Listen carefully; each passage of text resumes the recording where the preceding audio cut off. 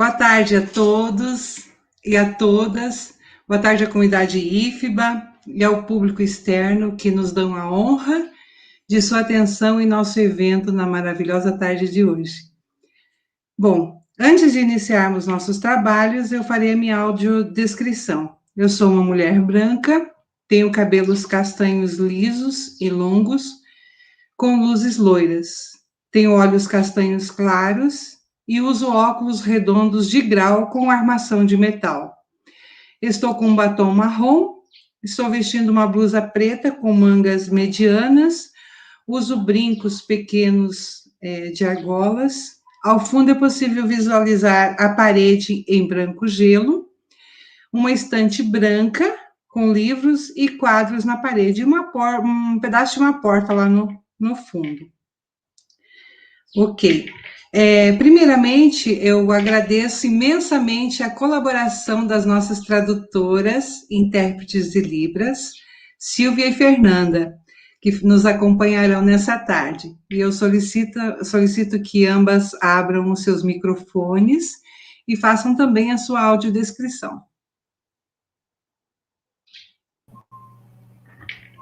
Boa tarde, meu nome é Silvia, eu sou uma mulher negra, tenho cabelos longos e alisados, na cor castanha. Tenho olhos castanhos claros, uso um batom rosa, uso brinco dourado, pequenininho, no formato de uma argola, uso fone de ouvido auricular branco, uso uma blusa preta com a logo do IFBA do meu lado esquerdo bordado. E atrás tem uma parede lisa azul.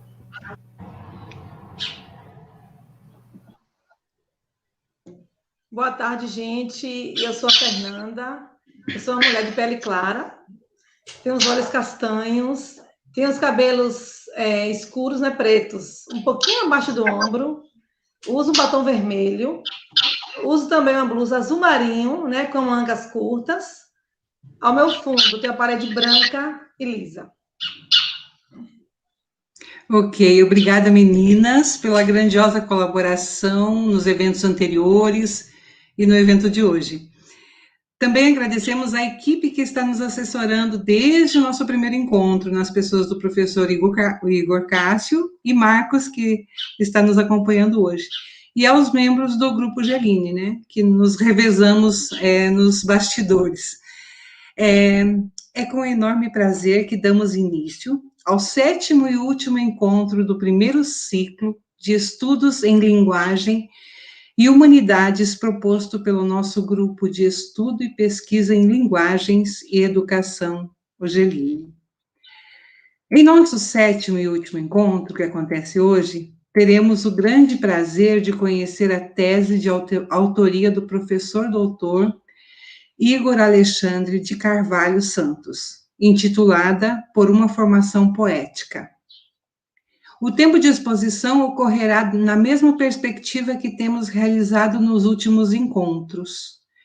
O professor Igor terá um tempo de exposição de sua tese que será em torno de uns 60 minutos. Depois desse tempo, será aberto a mesma quantidade de tempo para o diálogo. Aí o professor poderá elucidar os questionamentos que surgirem durante a sua fala. Poderão ser feitas, então, perguntas, considerações e trocas entre os presentes. Nesse segundo momento, pedimos que, para dar destaque às perguntas, se coloque a palavra pergunta em caixa alta antes de cada questionamento, que facilitará a nossa localização e exposição também. Lembramos também que o formulário de frequência do encontro de hoje se encontra disponível na descrição do vídeo, logo abaixo, no canal do YouTube. É só acessar o Forms, preencher com seus dados e estará registrada a sua frequência. Bom, após todos esses informes, é com prazer que eu começo a apresentação do professor Igor. Então, o professor Dr. Igor Alexandre de Carvalho Santos é graduado em Filosofia, especialista em metodologia do ensino de filosofia e sociologia, mestre e doutor em educação pela UFBA. Atualmente é professor efetivo do Instituto Federal da Bahia, Campus Barreiras, atuando como professor de filosofia nos cursos integrado e na licenciatura em matemática, como ministrante da disciplina Filosofia da Educação, desde 2011.1. Tem experiência na área de filosofia, com ênfase em história da filosofia, ética, filosofia política e filosofia da diferença, e também literatura minoritária. Na filosofia da educação, tem interesse no tema do currículo rizomático e dos processos poéticos formativos. Nesse momento, eu gostaria de dar as boas-vindas ao professor Igor. Seja muito bem-vindo, Igor. Desejo a você um excelente momento de exposição de sua tese. Estamos curiosos em ouvi-lo e também nos aprofundarmos no conhecimento, né, das suas pesquisas. A partir de agora, passo a palavra a você. Boa tarde, pessoal. Meu nome é Igor, né, como já fui apresentado. Eu sou um homem de pele parda, de cabelos pretos, longos, cacheados, de barba preta, longa. Estou com a camisa preta também. O cômodo que eu estou, na verdade, ele está sendo visto de baixo para cima, talvez 30 graus acima, né? Então, pego um pedaço de uma estante de livros de cor amadeirada, com um porta-retrato da minha filha, e do outro lado, aqui do meu lado esquerdo, tem um pedaço também de uma janela com uma proteção de tela, e a parede é branca também. Então, eu gostaria, primeiramente, de agradecer, né, pelo convite do grupo, né, Geline, primeiramente, em nome do Atauan, né, feito pelo professor doutor Atauan, que fez esse convite.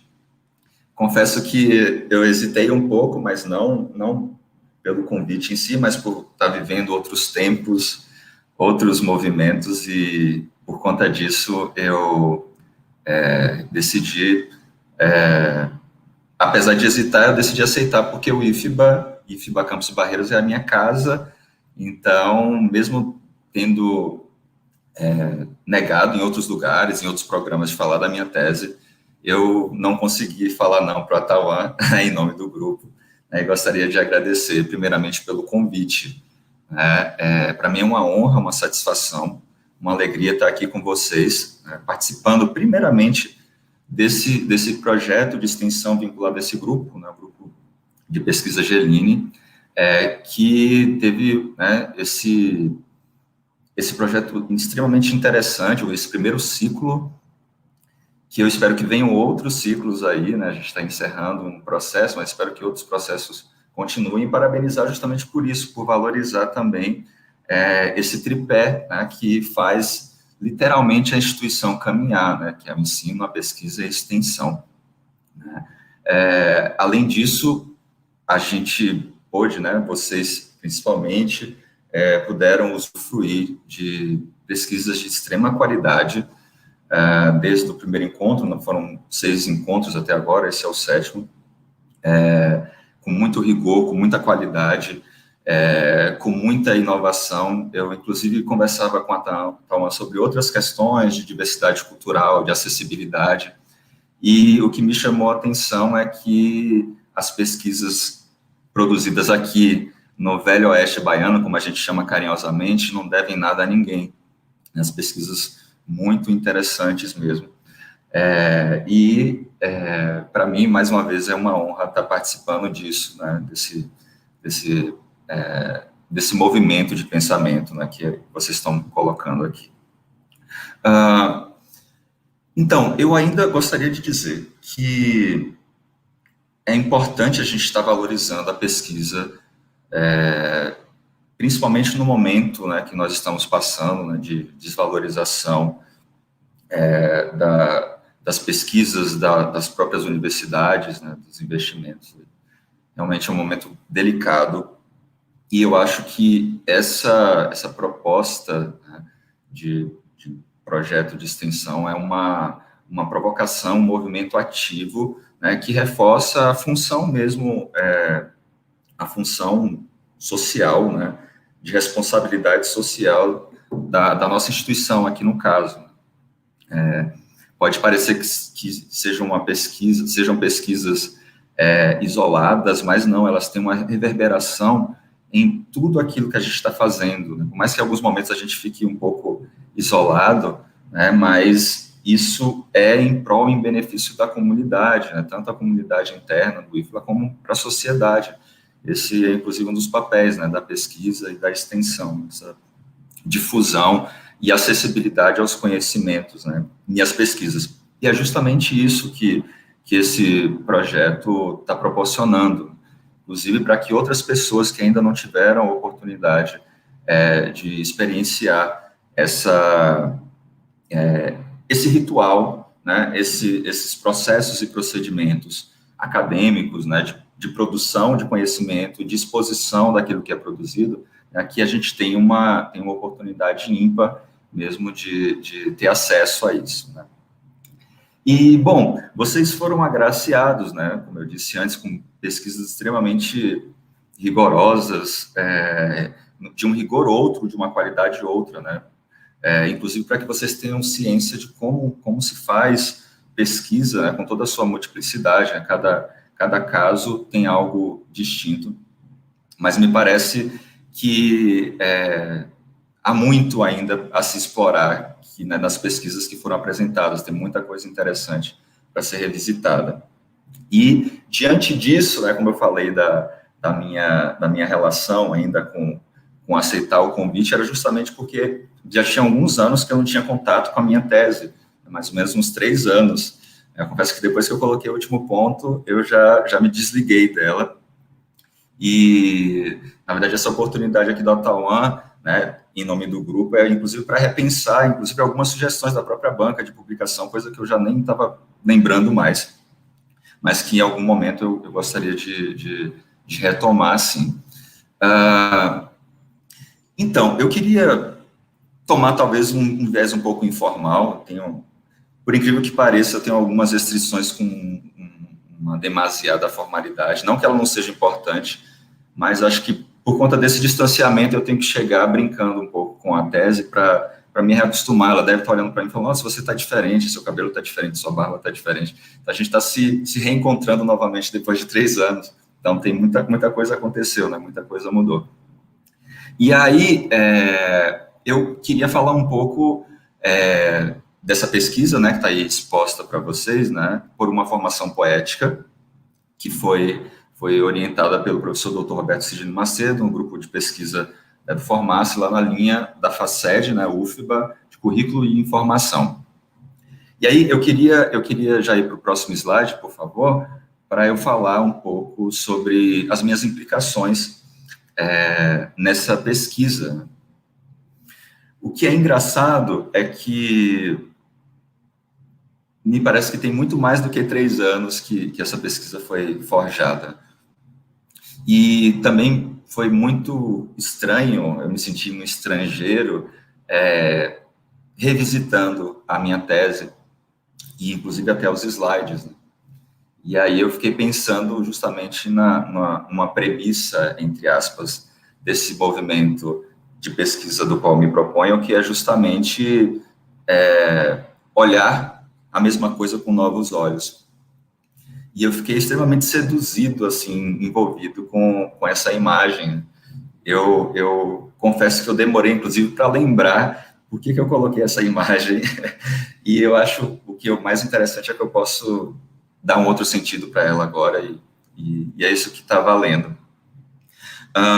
Bom, em se tratando de implicações, né, de como eu estou envolvido nisso, que é a pesquisa, eu queria relembrar um pouco, né, voltar um pouco no tempo, um pouco mais do que 3 anos, que foi a minha experiência no mestrado, que inclusive, né, tem 2 colegas aqui do grupo, né, da Geline, né, que fizeram parte, né, desse movimento no mestrado. E eu me recordo que no término do mestrado eu já estava escrevendo o projeto para o doutorado, tentando, como dizia o meu ex-orientador, seduzi-lo, né, com uma temática diferente do mestrado, coisa que geralmente ele não aceita, porque ele dizia que costumava dar um limite, um intervalo, para que os orientandos dele ruminassem, reelaborassem algumas coisas. Então, geralmente, esse emendar, né, do mestrado com doutorado não era uma coisa que ele recebia sempre. Mas como a temática dessa tese já era algo que, de alguma forma, ele esperava, e por coincidência foi o que eu propus, né, então ele disse, o Igor me seduziu, então eu tive que aceitar a possibilidade de orientar essa tese. E aí, nesse caso, com relação às implicações, né, e justamente essa figura, o que ela me remete? Né? Isso daqui é uma figura, uma imagem topológica chamada fita de Moebius, que, não sei se dá para perceber, ela está com alguma estética também musical, me lembra um pouco também do videoclipe do A-ha, Take On Me, desse processo que se faz, né, dessa escrita de si também, que é a pesquisa, ao meu ver, mas uma fita de Moebius, enquanto essa figura topológica, quando você pega uma fita e você inverte uma das pontas e cola. E aí, nesse caso, você não consegue distinguir o que é dentro e o que é fora. Isso vai passando por um processo de coextensividade recíproca, né? Uma contiguidade, uma coexistência do dentro e do fora, né? Da subjetividade, de uma objetividade, da estrutura molar e dos devires moleculares. São várias noções aí que perpassam nessa imagem, né, da implicação. Né? Eu confesso também que eu fiquei muito seduzido de ficar nisso daqui durante muito tempo. Mas por que pensar na implicação? Né? Porque dá a impressão de que nós, por vezes, nos debruçamos sobre alguns objetos, né, de pesquisa, ou construtos de pesquisa, que nem sempre nos implicam completamente. Às vezes a gente cai, né, cai de paraquedas num tipo de pesquisa, você, às vezes, não está tão envolvido com a pesquisa, depois passa a se envolver mais, etc. Então, em termos gerais, o que eu reforço em todas as instâncias é que o desejo ele tem que ser um ponto fundante para a gente pesquisar. Assim, seu desejo tem que estar ali, você tem que estar implicado 100% naquilo que você se propõe. Você deve ter o seu desejo onde está o seu valor e vice-versa. Então, ao meu ver, ainda mais numa pesquisa doutoral, né, que tem em média 4 anos, e a gente sabe de tantas coisas que a gente tem que abrir mão, né, de tantas coisas que tem que ser enfrentadas, né, nesse processo. Então, no mínimo, você tem que estar ali envolvido libidinalmente. Muito embora nem sempre isso perdure, né, não há uma consistência afetiva que faz com que a gente fique preso da mesma maneira na pesquisa, porque são 4 anos, não é pouco tempo. Então, existem oscilações que também são bem-vindas, né, para se pensar esse processo de produção, né, de conhecimento, que é um processo de dobra de si, da própria vida mesmo. Então, para resumir, é isso, né, a implicação envolve, assim, o quanto de você, né, se você, em outros termos, está 100% naquilo que você pesquisa, 100% implicado, né, libidinalmente, quando aquilo tem sentido e faz sentido para você. Tá bom, a gente pode ir para o próximo.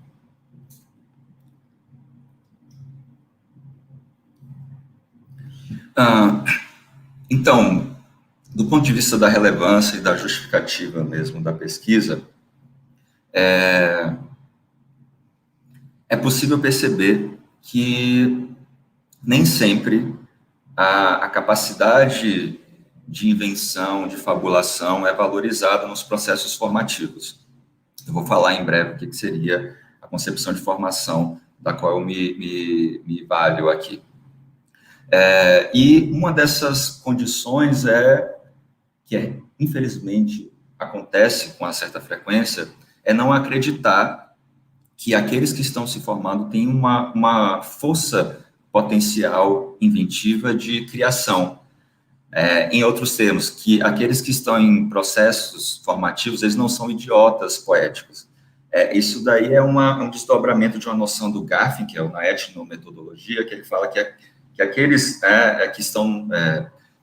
isso daí já é desde o século XIX, século XX, que o ser humano, ele produz cultura, né? Então, independentemente de onde você esteja, né, um aborígene, uma tribo indígena, há uma produção cultural. Então, não existem idiotas culturais nesse sentido, né? Pessoas que não produzem cultura, né? Que no sentido mais amplo, já que a antropologia defende há um tempo.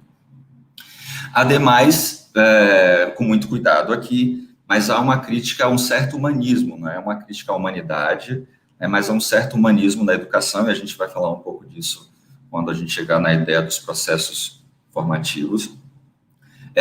Além disso, a pesquisa ela se justifica por conta de uma denúncia, ou talvez uma crítica, uma reflexão com relação às limitações de uma concepção ou de concepções de formação restritas à formação enquanto epifenomênica. O que seria epifenomênica? Seria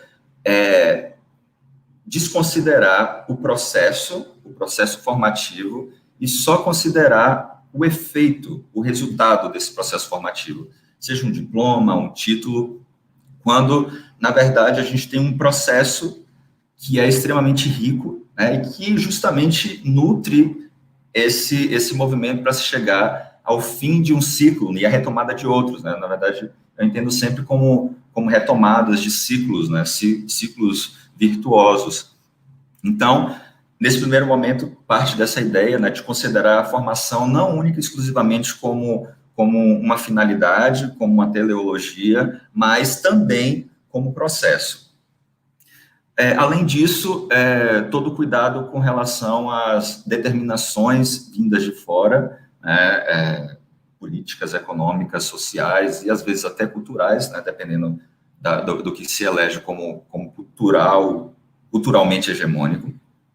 Eu já falei da teleológica ali, né, utilitarista, principalmente voltada para o mercado do trabalho, ao mundo do trabalho. Claro que a formação envolve isso sim, mas, para mim, a formação voltada para o mundo do trabalho é uma parte do que eu entendo de formação, e não a formação integral. Pragmática no sentido lato mesmo de desvalorizar multiplicidades teóricas e valorizar uma espécie de colocar a mão na massa prática, quando tem um falso problema aí, que eu vou falar na parte metodológica da relação de teoria e prática. E pós-orgânica na formação. Essa ideia do pós-orgânico é esse agenciamento do ser humano com as tecnologias. As tecnologias, e principalmente as novas tecnologias, elas são potencializadores, né, do pensamento, da acessibilidade a informações, da invenção, inclusive. Porém, como a gente não pode subestimar os aparelhos de captura estatal e o capitalismo mundial integrado, então é importante também a gente saber que esses instrumentos, né, extremamente potencializadores podem também servir como modos de dominação da nossa vitalidade, do nosso tempo, do nosso corpo. E, muito embora nessa relação com as tecnologias, né, nesses suportes, nesses dispositivos que expandem a nossa capacidade de contemplar, de vivenciar tempos e espaços complicados, né, complicados, é importante também observar que isso não necessariamente liberta o corpo das amarras do poder. Na verdade, é uma das formas de captura numa sociedade de controle, né? É o controle a céu aberto, para além dos muros, né, das instituições de vigilância, de punição e de sequestro. Existe um controle fora dessas instituições e os dispositivos podem ser isso, mas eles em si não são bons ou maus, né? Isso é um falso problema, mas o uso que se faz dele.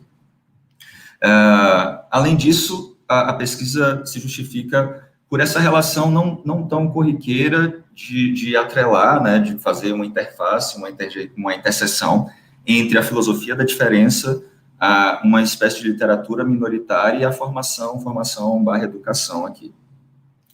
E, por fim, né, buscar a formação, que é uma área extremamente complexa dentro da educação, de uma maneira mais voltada para a invenção, para o que eu estou chamando de poética.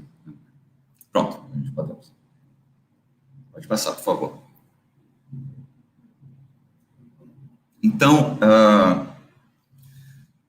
algumas coisas que me levam ao problema, né? Alguns contextos problemáticos que talvez bloqueiem essas expressividades poéticas na formação.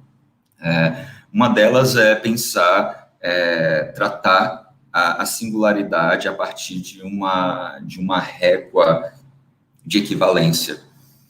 Em outros termos, como Nietzsche vai dizer, numa das suas obras, né, Schopenhauer como educador, que é justamente valorizar a diferença dos estudantes, daqueles que estão em processos de formação e de singularização, e valorizar as capacidades, os talentos, né, e o que a gente percebe no geral é que essas singularizações, por vezes, são deixadas de lado, em detrimento de uma lógica homológica, unidirecional, que, por vezes, desconsidera a diferença. Em várias instâncias, a gente pode passear por toda a semântica da noção de diferença, né? Diferente da diferença. Ademais, também há um reforço muito grande com relação à meritocracia e o que te envolve a buscar uma formação. A formação enquanto fim, né? Que diz, no outro contexto aqui, né?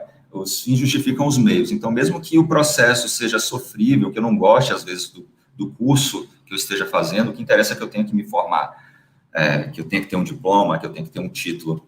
E eu acho isso muito triste, e eu falo isso muito com os meus estudantes, assim, né, de valorizar, né? Cada caso tem as suas especificidades, mas é importante valorizar também aquilo que a gente gosta de fazer, naquilo que a gente está inteiro, do ponto de vista de um desejo intensivo. Então, eu vejo, por outro lado, esse elogio à meritocracia, à busca de um produto, desconsiderando o processo, né? E também, aí que eu já falei um pouco, de adensar essa questão das potencialidades das novas tecnologias. E tem muita gente interessante pesquisando isso, né? Inclusive aqui no grupo Geline, eu tive alguns outros colegas também pesquisando isso, e essa não é uma visão hegemônica, a saber, a visão de que as novas tecnologias, são uma panaceia para resolver todos os problemas educacionais.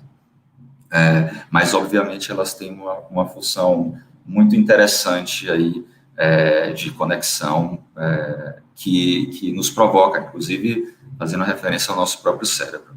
Tá, pode passar. Então, chegando ao problema, né, alguns problemas que me escolheram e que eu escolhi também, de que maneira podemos pensar em uma formação poética, isto é, uma formação mais inventiva, como uma formação poética pode acontecer e, consequentemente, como é possível criar condições de existência para a expressão de singularidades poéticas na formação. Tá, vamos lá. Pronto. Pode passar, por favor. Está muito rápido, Fernanda?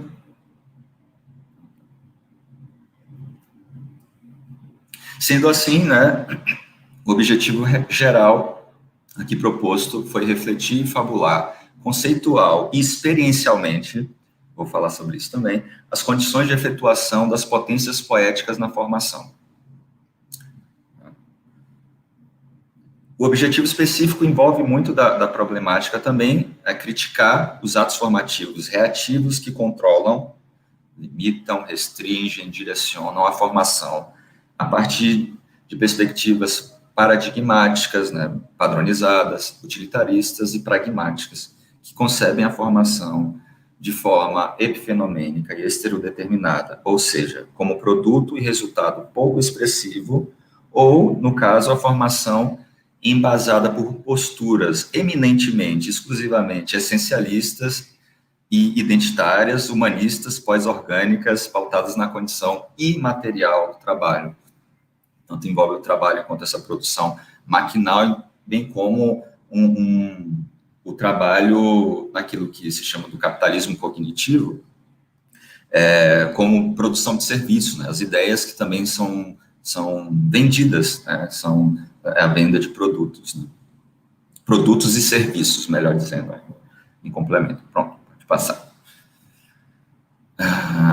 Então, nesse sentido, há uma dobra aí que envolve um procedimento e um objetivo, que é realizar agenciamentos entre a filosofia, a literatura e a educação, no sentido de vislumbrar maneiras outras de formar-se. Eu vejo a educação como essa zona de intensidade, de miscigenação, de hibridismo, de outras áreas do saber, né? E talvez por isso ela seja tão rica. Inclusive, eu vejo muito mais liberdade nas produções em educação, por exemplo, do que na filosofia. Hoje, não que não tenha, mas eu vejo trabalhos muito mais originais, assim, do que na filosofia, que parte muito desse pressuposto de comentar, de analisar o que já está posto, né? Como se diz, o comentador, o avaliador, então é muita dor, né? Sempre muita dor nesse processo de produção, que na verdade é uma mimetização, às vezes, né? E, por fim, cartografar condições de experimentação e efetuação a partir de virtualidades e atualizações poéticas, de novos modos inventivos de aprender nos processos formativos. Tem muito palavrão aqui, né? A gente vai falar sobre esse cartografar daqui a pouco, né, na metodologia, mas, assim, a grosso modo, a realidade, ela é composta de atualizações e virtualidades. Não como alguns dizem, né? É real ou é virtual? Na verdade, o virtual também é real.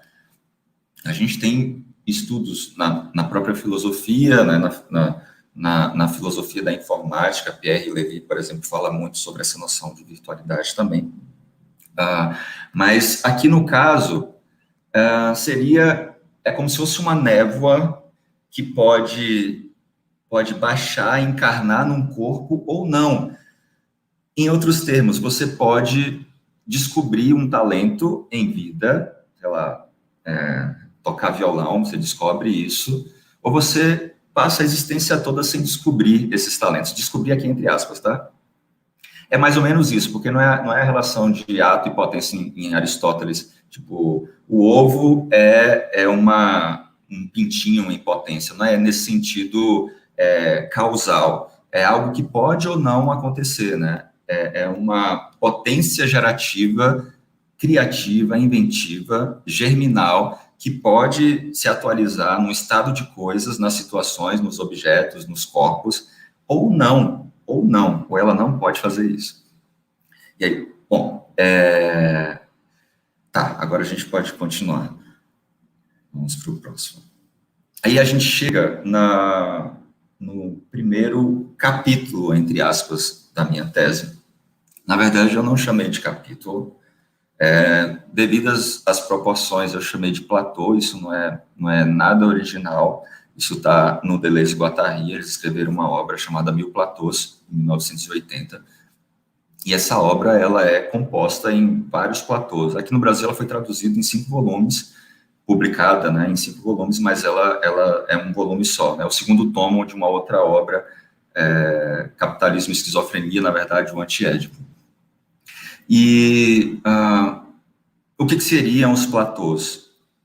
Seriam zonas de intensidade com uma capacidade potencial de hiperconexão não sucessiva.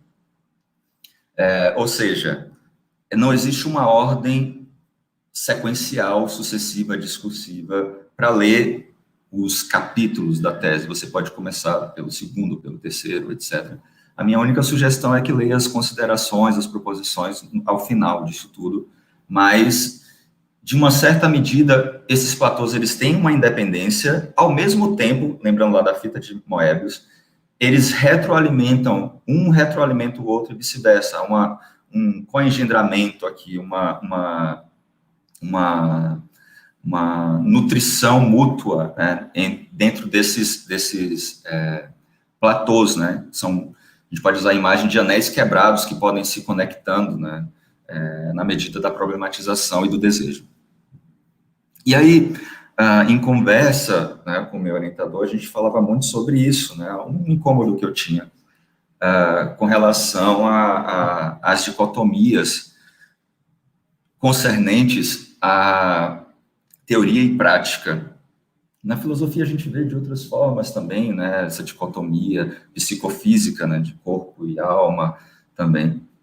E, muito embora, de maneira geral, a minha pesquisa tenha sido teórica, né, eu não entrevistei, eu não observei, não fiz questionário, survey, etc., não triangulei os dados, mas no sentido tradicional, né, da metodologia científica, mas, mesmo assim, eu vejo experimentações, né? Então, não é uma pesquisa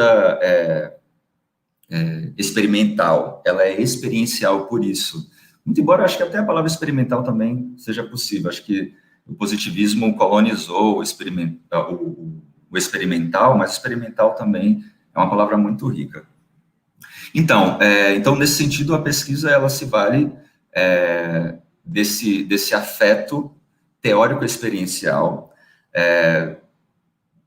Eu vi muita coisa, cito algumas coisas de outras pesquisas ou de experiências minhas, mesmo individuais, né, que aparecem ao longo da tese, como exemplificações, né, como encarnações dessas potências virtuais poéticas, né, porque elas são possíveis. Eu sei que os exemplos são válidos, importantes, mas também há algo de original, também a gente não pode se restringir só aos exemplos, mas por generosidade também, eu resolvi trazer alguns exemplos ao longo da tese também, para não restringir ou não fechar, mas ser pistas, indicações de como essa poética pode se efetuar na formação.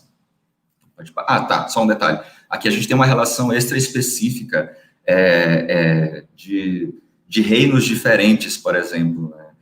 A gente fala do reino vegetal, do reino animal, aqui a gente tem uma orquídea e uma vespa, e aqui tem um simulacro de copulação, né? A vespa, ou às vezes a abelha também, ela carrega o pólen, ela vai copulando com a orquídea, e aqui tem uma relação para além dos reinos, né? Daquela taxonomia que a gente aprende, separação dos reinos, animal, vegetal, monera, fungo, etc. Então, existe algo que é próprio dos devires, que rompe com as formas. E o que é a forma aqui? É a forma da relação, por exemplo, intraespecífica. Aqui a gente rompe com isso, com os devires, né? Você rompe com essas estruturas. Né? Pronto, pode passar, por favor. E, como método, o procedimento, é difícil falar um pouco de método sem desconstruir um pouco, etimologicamente, a noção de método, mas eu me vali de uma noção da filosofia da diferença, que também está lá na obra Mil Platôs, que é o conceito de rizoma, que o Deleuze e Guattari, eles roubaram da botânica. Vale ressaltar que roubar aqui não é imitar, copiar ou fazer como, roubar é inventar. Quem vai dizer isso é o próprio Bob Dylan. E aí, no caso, esse roubo acontece da seguinte maneira, né? Rizoma é uma definição da botânica. É um caule radiciforme, multifasciculado, implicado, embrenhado, que cresce subterraneamente não tem um centro, como, por exemplo, a raiz de uma árvore. Tem uma outra imagem aqui, né, um pensamento, uma imagem outra do pensamento, e que pode ser compreendido, digamos assim, a partir de alguns princípios. Isto é, aqui no caso, o princípio da conexão, que um ponto qualquer pode ser conectado a outro ponto qualquer. Então, ao longo da pesquisa, conectar pesquisas, discursos, noções, ideias, afetos, perceptos, que geralmente não estão vinculados, conectar um ponto a outro qualquer, sem uma hierarquia, sem a necessidade de pré-requisito, romper com as hierarquizações e os centralismos epistemológicos. É um movimento de transversalidade, que você rompe, né, com essa dinâmica do horizontal e do vertical, você transversaliza. Isso na psicologia institucional é um elemento muito interessante. O Félix Guattari trabalhou bastante essa noção de transversalidade. Além disso, a gente tem o princípio da heterogeneidade, que implica na invenção a partir de elementos heterogêneos. São os devires aqui, quando a gente se encontra com algo diferente, e você não se torna o outro, nem o outro se torna você, digamos assim, mas há uma criação de um terceiro elemento aí. E quando eu digo outro, pode ser um texto, uma música, qualquer coisa, né? O encontro, ele não é só restrito a pessoas, a subjetividades, a relações interpessoais, mas existe algo de não pessoal nos encontros também. Então, justamente nessa zona de heterogênese, né, de criação de zonas de vizinhança a partir de diferenças, que a gente pode pensar aqui no caso, né, nesse agenciamento aqui da filosofia da diferença, da literatura, né, um certo tipo de literatura, e da educação, da formação. Temos também o princípio da multiplicidade, que seria uma via distinta de uma fragmentação e compartimentalização dos saberes, dos fenômenos, dos objetos. Em outros termos, nós vivemos num plano de imanência, então há a possibilidade de se vincular, de se conectar com essas multiplicidades. E essas multiplicidades somos nós também somos multiplicidades. Eu gosto muito da imagem do Fernando Pessoa, né, quando ele traz os heterônimos. Nós temos os nossos heterônimos também. E os objetos também, eles são mais do que formas. Além disso, na multiplicidade, a gente também não se subjuga a um afã por um elo perdido, por uma totalidade. Às vezes, a noção de totalidade, que é muito sedutora, pode aviltar as diferenças. Em sequência, o princípio da ruptura significante é um desdobramento da conexão, que, no caso, na conexão você conecta elementos díspares, na ruptura significante você desconecta aquilo que aparentemente vinha conectado. Um exemplo: ensino/aprendizagem, como se necessariamente quando alguém ensina, o outro aprende. Isso é um falso problema. Não há garantia nenhuma de que ao ensinar, o outro vai aprender. A gente pode brincar nessas relações aí. Então, é preciso romper também, né, fazer uma síntese disjuntiva, analisar os mistos, os falsos problemas, para encontrar conexões e desconexões. Então, desconectar também aqui envolve um processo criativo, justamente também para sair do jugo do significante despótico que determina ou predetermina os efeitos das misturas dos corpos, né, os sentidos, né, as proposições. Mas eu acho que vai além disso também. Eu acho que significa romper com uma espécie de subjetivação, que a gente vai falar disso também, e também de uma organização, de um organismo, né? O significante aqui corresponde a um regime semiótico, a ordens discursivas, né, daqueles que se formam, né, e a gente tem essas marcas. A gramática tem todo um imperativo aí, pautado em dicotomias, né, homem, mulher, negro, branco, ela cria essas hierarquizações de pares opostos. A gente também tem a questão do corpo, né, do organismo, que a gente é um dos fatores, e também da subjetividade, né, que geralmente ela está restrita a uma identidade fixa, que faz parte, a identidade é uma parte do que nos constitui. O princípio da cartografia é afirmar que você pode entrar e sair pela pesquisa de várias maneiras, cada um poderia fazer essa mesma pesquisa de maneiras totalmente diferentes e todas elas seriam válidas, digamos assim. Cartografar envolve mapas, envolve aqui um mapa dos afetos, um diagrama de forças do desejo também. Então, vai além de uma observação de comportamentos, de intencionalidades, mas a cartografia, ela preza pela intensidade, né, pelo desejo intensivo e, inclusive, de observar o que acontece com esse desejo nos processos formativos, onde ele é estimulado e onde ele é tolhido, ou até redirecionado, né, quando você recai numa concepção exclusiva de desejo enquanto falta, por exemplo. E, por fim, o princípio da decalcomania, que é muito mais uma precaução de não transformar o rizoma, o método rizomático, num modelo, num padrão a ser aplicado, porque isso já mata a própria potencialidade intempestiva, inaugural do rizoma, né, que não serve como aplicação. Como alguns anos atrás, na UNEB, acho que lá em Salvador, né, alguém começou a dizer, agora os currículos vão ser rizomáticos, e todo mundo ficou preocupado, como assim?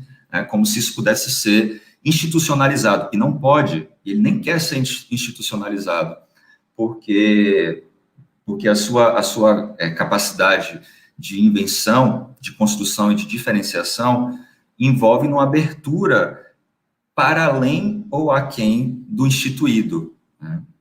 Então, não colocar o decalque sobre o mapa, mas o mapa sobre o decalque, ou seja, permitir que algumas coisas vazem, algumas linhas extrapolem algumas fronteiras, às vezes é importante romper algumas fronteiras. Mas, ao mesmo tempo, esse tipo de pesquisa cartográfica, que considera demasiadamente as forças como importantes, né, as relações de forças, os campos energéticos, também releva os objetos, as subjetividades, as nossas doses diárias de subjetividade, que também a gente não pode deixar de lado, né? Bom, tá. Continuando. Pode passar, por favor. Então, ainda se tratando da implicação, eu fui, como posso dizer, me envolvendo, né, e retomando, inclusive, alguns potencializadores do pensamento e do corpo e do desejo ao longo da minha história, muito embora a biografia aqui não seja o mais importante. Muito jovem, adolescente, eu me implicava nas leituras, na literatura, era minha fonte de alegria, né, de aumento de potência. Depois eu fui fazer a graduação em filosofia e fui para a educação, né? Então, são 3 afetos, digamos assim, dos meus processos de subjetivação, de singularização. E, nesse caso, a filosofia da diferença, em linhas gerais, ela defende a diferença enquanto diferir de si mesmo. Muito embora ela considere as diferenças enquanto alteridades, né, identidades, mas aqui o que é mais destacado é diferir de si mesmo. E como representantes, a gente tem, por exemplo, os estoicos, a gente tem Epicuro, nós temos alguns pré-socráticos, Heráclito, Spinoza, Nietzsche, Bergson, Foucault, Deleuze, Guattari. Na literatura, e aqui que eu chamo de literatura minoritária, eu convidei Clarice Lispector, Fernando Pessoa, Guimarães Rosa, Manuel de Barros, etc. E na formação, percebi algumas ressonâncias com alguns trabalhos, né? O grupo de pesquisa fala da formação de uma maneira mais alargada, adensada, que eu já vou tocar nisso também, mas com Roberto Sidney fala de formação, apesar de que eu acho que ainda há um traço antropológico muito forte, e eu gosto mais da etologia, enquanto o estudo do comportamento dos animais, né? Ou a capacidade de afetar e de ser afetado. Também a gente tem a Marluce Paraíso, que estuda muito isso na filosofia da educação da diferença, Alfredo Veiga Neto, Tomás Tadeu da Silva, e por aí vai. Pode passar. Tá, aí o segundo platô, em ordem, né, sequencial, mas pode ser lido de outra maneira, ele trata especificamente do que é a formação, do que é a poética. E a formação aqui, e do que é trabalhado em alguns grupos no Brasil, no mundo, no Formace também, lá na FACED, é uma concepção mais ampla de formação, que seriam processos de subjetivação, a partir dos conhecimentos, dos procedimentos eleitos, culturalmente como formativos, socialmente referenciados, e também, eu vou dizer, e aqueles que não são considerados, aqueles que não são legitimados, mas que também fazem parte dos processos formativos. E, no caso, a poética teria um paralelo com uma noção muito rica da filosofia, que a gente encontra no Nietzsche e no Foucault, que é a ideia de estética da existência. A formação poética seria uma estilística da vida, mais nos processos educacionais formativos de aprendizagem. E aí, nesse sentido, a formação poética, ela não se prende ao veio identitário, em vários momentos ela transborda esse raio identitário, e a Lispector, ela traz uma imagem muito interessante, que é bem assim: perco a identidade do mundo em mim e existo sem garantias, realizo o realizável, mas o irrealizável eu vivo, e o significado de mim e do mundo e de ti não é evidente. Então, aqui a gente tem uma abertura nesses processos, digamos assim, formativos, poéticos. Em outras palavras, você tem que inventar. A vida não tem sentido, você tem que inventar um sentido para a vida, e a formação não seria diferente. Em algum momento, isso é uma zona de discernibilidade mesmo, e tem que ser, porque senão a educação, a formação, ela não é para a vida, o pensamento ele não está vinculado com a existência. Então, para mim, isso se é que se pode falar de levantar bandeira, essa é uma bandeira para mim, né? Não desvincular pensamento e vida. Pronto. Próximo. O outro ficou pequenininho, mas não sei se vocês estão vendo, né? O outro platô, ele fala sobre aprendizagem. Eu acho que essa é a questão, se não a mais importante, uma das mais importantes na formação, né, no geral.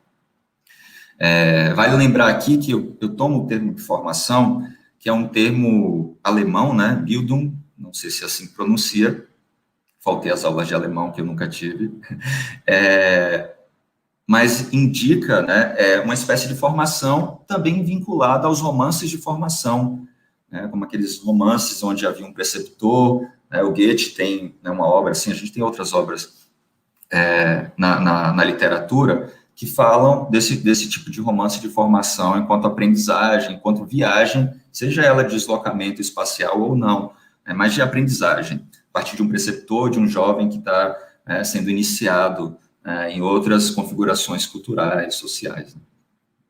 E, nesse sentido, essa formação mais ampla, mais adensada, que envolve outras áreas, né? Quando a gente fala de processo de subjetivação, a gente não pode esquecer da psicologia, das vertentes da psi e da própria filosofia.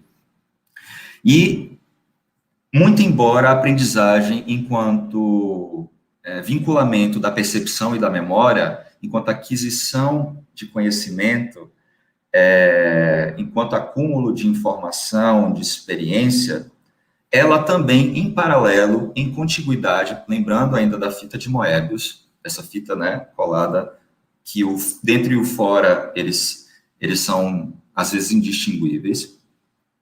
Nesse viés, a formação tem uma aprendizagem poética, que seria o seguinte. Aqui um dos heterônimos do Fernando Pessoa, Alberto Caeiro. O meu olhar é nítido como um girassol. Tenho o costume de andar pelas estradas, olhando para a direita e para a esquerda, e de vez em quando olhando para trás. E o que vejo a cada momento é aquilo que nunca antes eu tinha visto, e eu sei dar por isso muito bem. Sei ter o pasmo essencial que tem uma criança se, ao nascer, reparasse que nascera deveras. Sinto-me nascido a cada momento para a eterna novidade do mundo. Em linhas gerais, seria entender a aprendizagem enquanto criar novas perspectivas, multiplicar perspectivas, olhar para as mesmas coisas sobre novas perspectivas. E exercitar também essa suspensão de uma memória de marca e uma valorização do esquecimento enquanto potência aqui inibidora, afirmativa, positiva, não é uma falha, aqui no caso o esquecimento, mas o esquecimento como esse modo de poder contemplar as coisas como se fosse a primeira vez, sem essa carga cultural, social, que às vezes borra a nossa visão. Então, em alguns momentos é preciso esquecer para estar presente no presente, porque, no geral, nós, seres do conhecimento, não nos conhecemos, a gente está distante do presente, né, daquilo que nos acontece. A gente fica preso a um passado de marca ou idealismo futuro.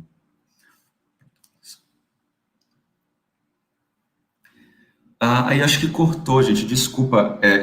Quando eu fiz o slide, ele foi feito no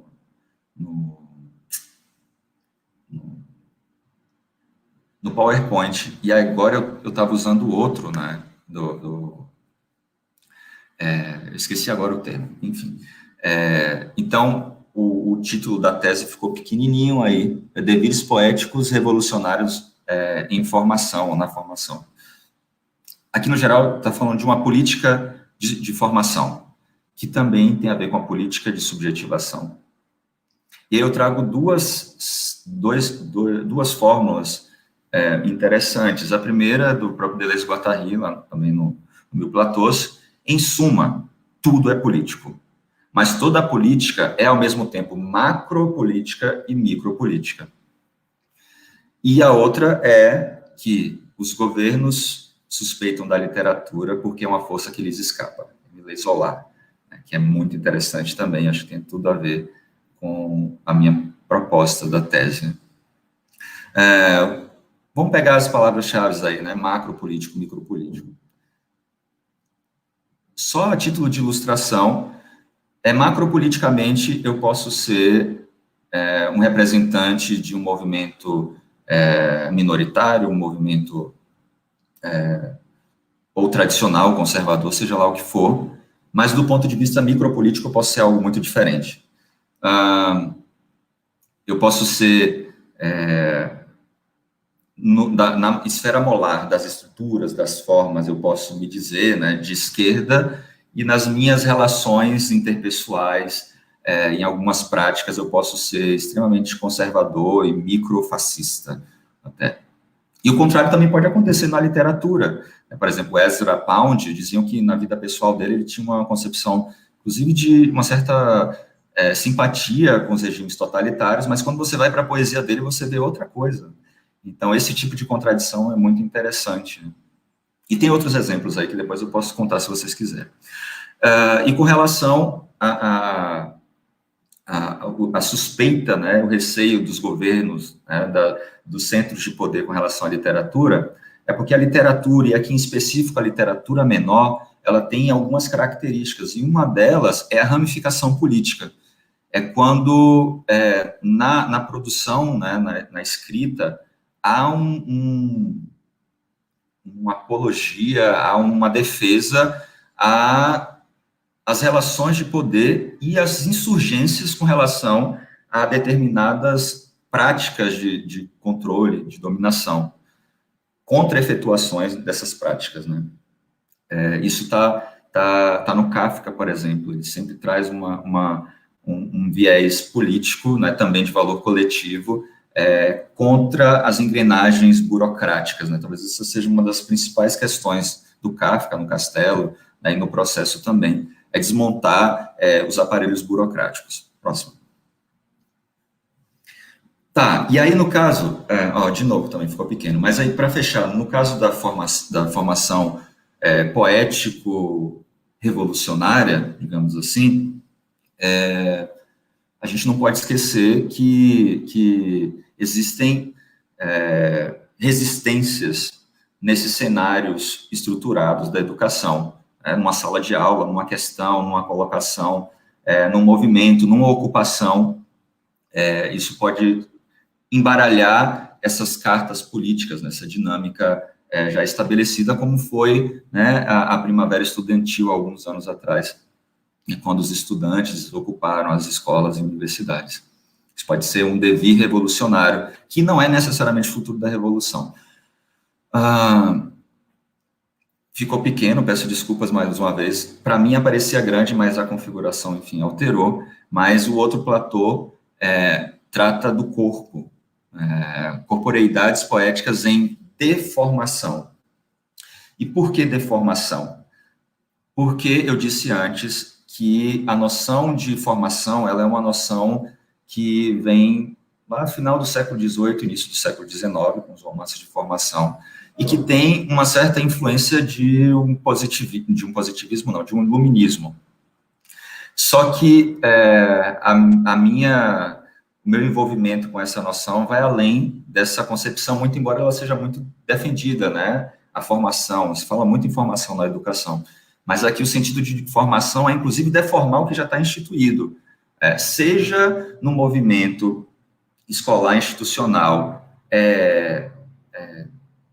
depredado, não valorizado, como algumas instituições públicas têm, falta de professores, falta de verbas, etc., como também escolas, né, ou até universidades que têm uma condição aquisitiva mais confortável e que valorizam o fim de um processo, né? O título, a formação, a profissão, desconsiderando, em muitos momentos, aquilo que acontece no meio, né? Porque tudo, na verdade, cresce no meio. A gente não pode esquecer nunca do processo. Então, nesse sentido, o corpo, ele envolve, ele está envolvido nesses processos formativos, nesses processos de afetar e de ser afetado. E, no geral, o Spinoza vai dizer, né, que nós não sabemos o que pode um corpo. E a educação, sem generalizar, mas no geral, nem sempre valoriza as potencialidades do corpo. Às vezes a gente vê o corpo se expressando e se exprimindo numa aula de artes, numa aula de educação física. Pode ser que aconteça em outras áreas, como eu sei que tem colegas que trabalham com teatro, por exemplo, língua portuguesa, etc. E eu também gosto muito de falar, por exemplo, de liberdade a partir de uma peça de teatro. A gente tem uma implicação aí do pensamento e do movimento, né, dos corpos. Então, o que me incomoda, às vezes, é que isso é separado. Parece que não dá para falar de corpo em matemática, química, física, filosofia, sociologia, história. Dá para falar de corpo em todos os momentos. E não só falar do corpo, fazer o corpo experimentar para além de alguns movimentos orgânicos. E aqui toda a crítica não aos órgãos, né, como o Artaud vai colocar, que é um pensador, né, um escritor, um poeta francês, que ele vai defender a ideia de um corpo sem órgãos. O corpo sem órgãos não é um corpo desprovido dos órgãos, mas é um corpo que vai de encontro às funcionalidades e a uma organização que tolhe outras experimentações do corpo. Um corpo de um artista, um corpo de um dançarino, nem sempre é valorizado, né? Como eu digo, né, às vezes brincando aqui em casa, eu falo assim, o que é o corpo? O que é dançar? Dançar é brincar com o corpo, né? E a gente tem essa pessoinha aqui, que está, né, com seus movimentos intensivos, né, esse corpo intensivo, que é a minha filha, e o que me preocupa muito é que as instituições, né, de educação, né, formal, elas, por vezes, elas tolhem os movimentos intensivos dos corpos. E aí a gente tem que concordar com Nietzsche, principalmente com Foucault, quando ele diz lá em Vigiar e Punir, que a alma aprisiona o corpo. Ele inverte a fórmula lá platônica de que o corpo aprisiona a alma. A gente pode pensar nisso tranquilamente, mas a alma, ou seja, a consciência, a moral, tolhe os movimentos corporais, e aqui envolve sexualidade, envolve experimentação de todas as ordens, e uma capacidade também de expansão dos sentidos, das percepções, e também de ser capaz de ver beleza no detalhe. E aí a Liz Spector, mais uma vez, ela diz assim para a gente, também com o corpo todo que eu pinto, os meus quadros e a tela fixo o incorpóreo, eu corpo a corpo comigo mesmo, isso aqui é de uma Água Viva. Então, quando eu disse que nem sempre estamos presentes naquilo que nos acontece, não somos dignos do que nos acontece, há um movimento político, econômico, que separa a gente das nossas potencialidades inventivas, fabuladoras e, portanto, poéticas. E isso acontece em muitos momentos na educação. É muito difícil fazer essas ponderações, porque eu escrevi isso há alguns anos atrás, mas hoje eu tenho muito cuidado de, inclusive, fazer críticas à academia, mas justamente porque eu quero que ela melhore. Mas nesse contexto de negacionismo e obscurantismo, eu fico muito receio, porque é uma crítica buscando um aprimoramento que não tem nada a ver com a crítica dessa direita fascista, etc.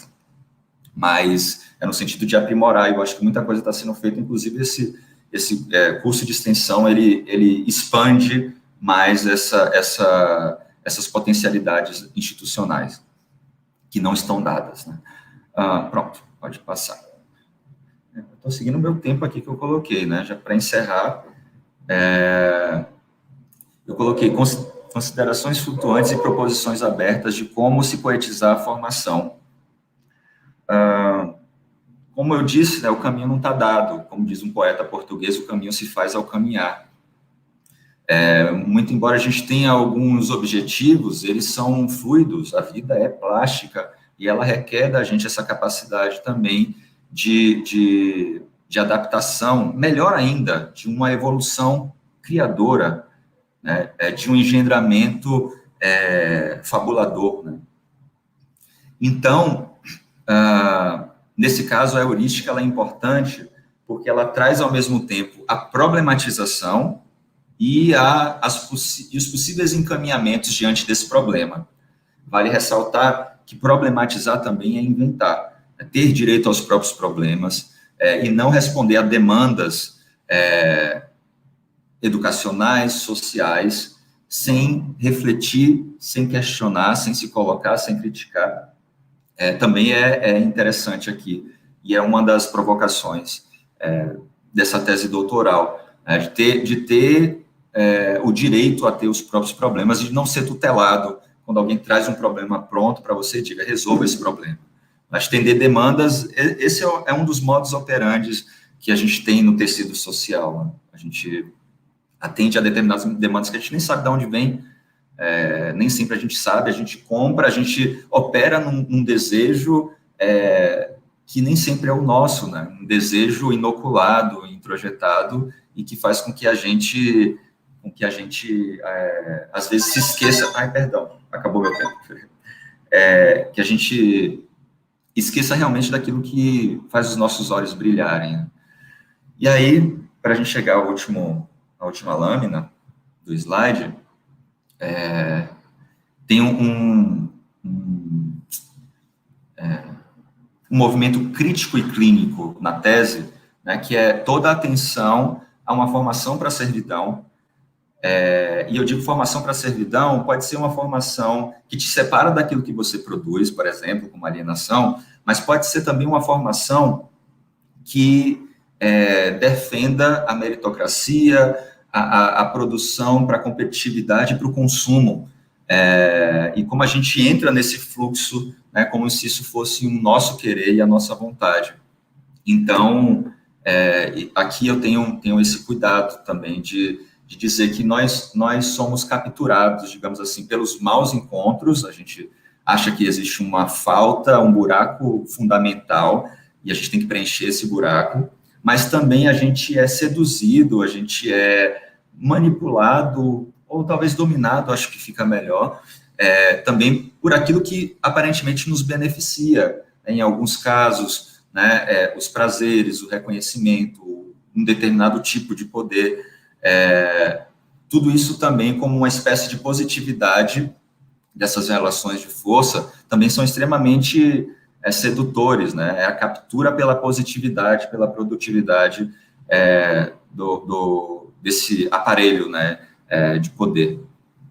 Então, essa noção de formação para a servidão, né, ela tem aí no interior dela como um tornar-se estrangeiro na sua própria pátria, a formação poética, que é um movimento né, uma tentativa de uma prática de liberdade, de uma autonomia, mesmo que seja em agenciamento, em sinergia com o comunal, né, com o coletivo também. A gente pode falar de um devir poético, revolucionário, que é fazer matilha, que é se fortalecer em agrupamentos singulares. Então, aqui a gente tem também subjetividades diferentes, né?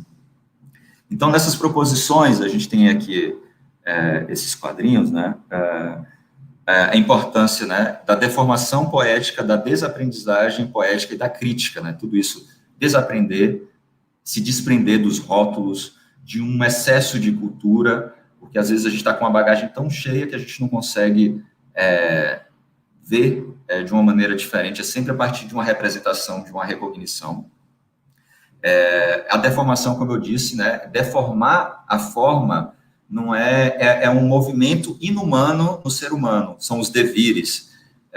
Não significa deformar no sentido violento, né, agressivo, deformação como produção de tristeza, mas de sair das formas que nos formatam em muitos momentos, né, na formação.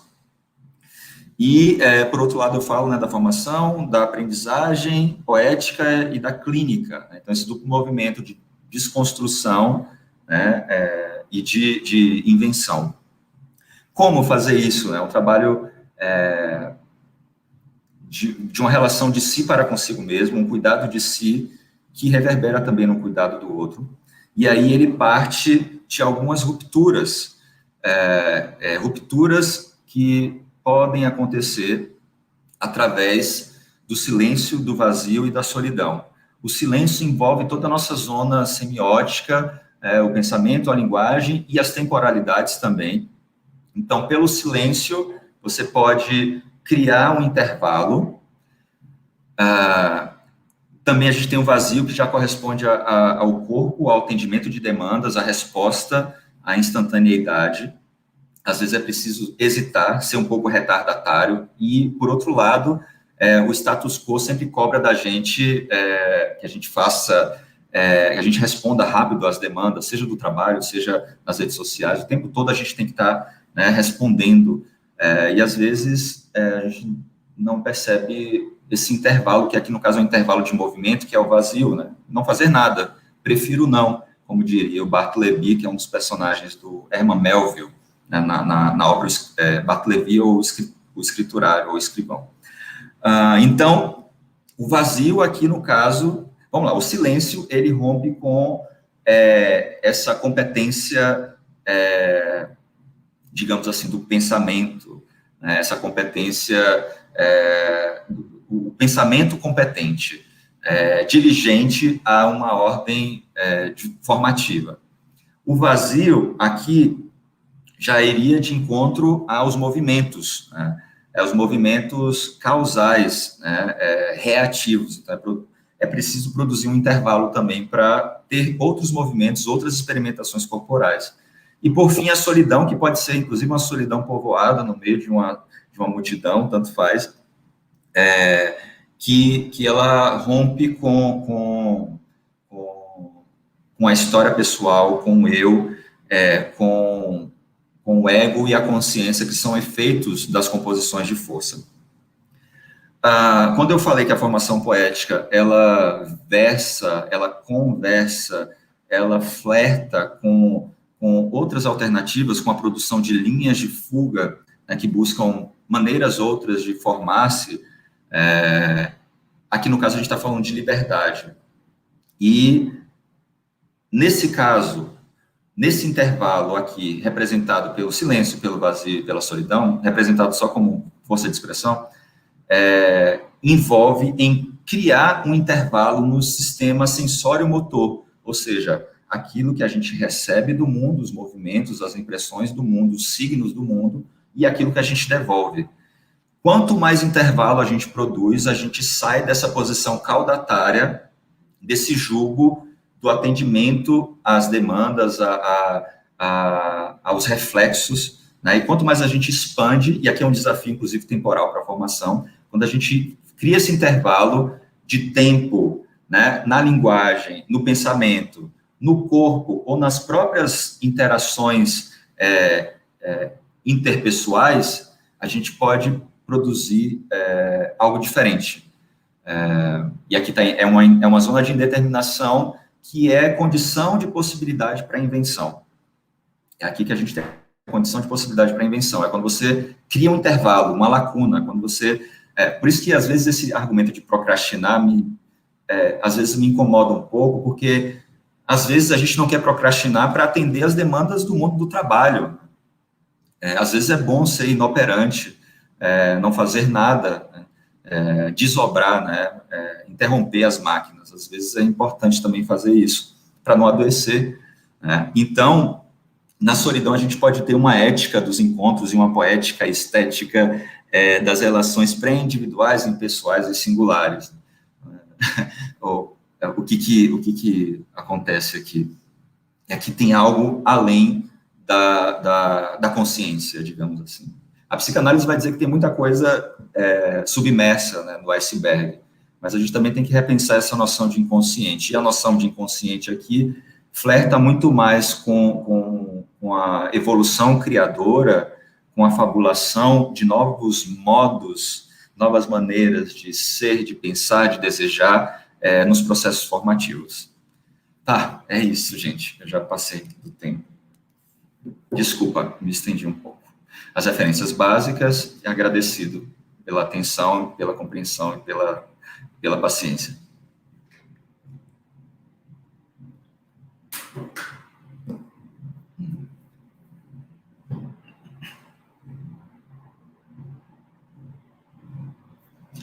Tá, como é que a gente faz agora, Sol?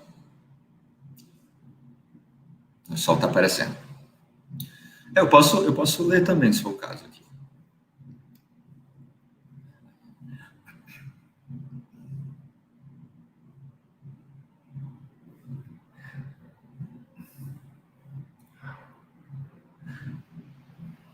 Oi, pessoal, desculpa aí. Às vezes acontece alguns imprevistos aqui. Sim. Primeiro, Igor, muito boa a tua exposição. Uma delícia ler teu texto também. Eu consegui ler assim. Nossa, a gente não lê, a gente degusta. Muito gostoso, viu? Eu quero parabenizar pela tua pesquisa. Muito importante para o nosso meio da literatura, nosso meio educacional, né, para os nossos alunos, para a educação como um todo. Eu queria só fazer uma provocação antes de passar as perguntas. Na epígrafe, eu até anotei aqui, da introdução da sua tese, nós nos deparamos com o Manuel de Barros, né, e ele diz: a importância de uma coisa não se mede com fita métrica, nem com balanças, nem com barômetros. A importância de uma coisa há de ser medida pelo encantamento que a coisa produz em nós. Então, achei muito legal, e aí eu me lembrei de algo que eu vejo você fazendo constantemente, eu vou provocar aqui um questionamento, né? Por vezes, quando nós estávamos né, nas aulas presenciais, né, depois do seu doutorado, eu não sei se antes também, porque eu tinha saído, acho que um pouco antes, não lembro. No campus, a gente vê você, Igor, como professor, com os alunos no espaço externo, né? Literalmente, você quebrou as paredes, né? Saiu do ar-condicionado, saiu das carteiras e levou os meninos, né? Para perto da natureza. Eu confesso que, por vezes, me deu vontade de perguntar se eu podia ficar um pouquinho ali e escutar e assistir a tua aula, né? Essas aulas, inclusive lembrando alguns trechos da sua tese, inclusive, né, em relação a esse enclausuramento, né, da educação, do corpo, fizeram parte desse encantamento elencado por Manuel de Barros? Por favor, me fala um pouquinho. Nossa, deu uma voada, né, mas tudo bem. Você quer? Desculpa, é que eu estou pensando em várias coisas aqui ao mesmo tempo. Então, esse fato de tirar os meninos da sala de aula, de tirar esse enclausuramento, né, tem a ver com essa questão de deixar o encantamento do aluno virar à tona, seria isso? Trazê-lo um pouquinho para dentro perto da natureza para que ele também se perceba como um co-criador, né, no caso da obra. Sim. Eu acho que a gente não pensa, eu não penso muito nisso, assim. Eu fico imaginando, talvez, pensando, nossa, não acredito que ele está nesse calor, fora da sala de aula e longe do ar-condicionado. Mas, brincadeiras à parte, para mim, o verso, né, para a gente falar desse conversar que eu uso muito na tese, o verso, essa participação nesse poema maior educacional, formativo, dos estudantes, porque eles não são idiotas poéticos, eles têm sim a capacidade de inventar, para mim é justamente, inclusive, o que me alimenta, né? Porque se não fosse assim, não teria tanta graça, né? Mas para mim, sim, esse encantamento ele tem que vir, muito embora não há métodos para se encontrar tesouros, né? Como vai dizer o Deleuze, né? No Proust e os signos, mas a gente não controla a sala de aula, o que vai acontecer são afetos, às vezes aleatórios ali, às vezes alguém é tocado no final de uma aula por uma temática, né, mas isso não se controla, né, mas eu vejo essas respostas muito mais por mérito deles, sabe, assim, a gente tem estudantes muito interessantes aqui no IFBA Campus Barreiras. Tá, bom. Respondida, mas... Respondida, sim, com certeza. Nós temos uma pergunta aqui do professor Atauan. Igor, se considerarmos a um só tempo concepções humanistas, identitárias, pós-orgânicas, poéticas e rizomáticas em processos formativos, estaríamos ainda assim enclausurando a formação? Clausurando? Interessante. Gostei da pergunta. Bom, deixa eu pensar.